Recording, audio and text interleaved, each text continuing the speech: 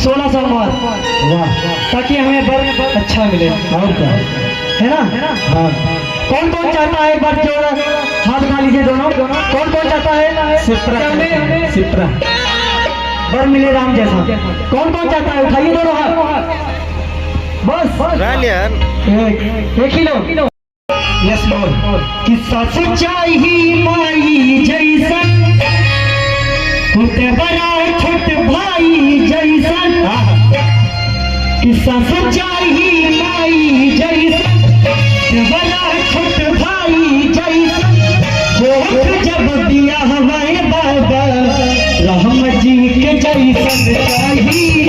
सुनर हमारे बाबा राम जी के जैसन चाहिए। सुनर हमारे बाबा सच चाहिए माई जैसन, बड़ा छोट भाई जैसन। सच चाहिए माई जैसन, बड़ा छोट भाई जैसन। जब दिया हमारे बाबा हम जी के जैसन चाहिए। सुनर हमारे बाबा हम जी के जैसन चाहिए। सुनर हमारे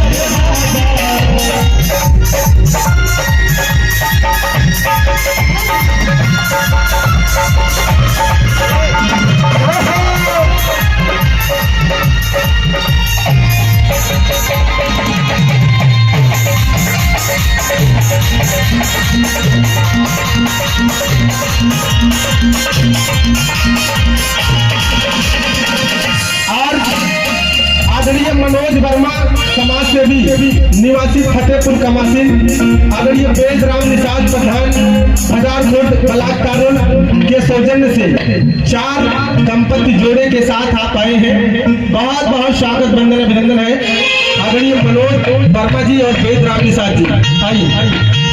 राम जी के जैसन चाहिए। हम बड़े दुल्हा बाबा राम जी के जैसन चाहिए। हम बड़े दुल्हा बाबा।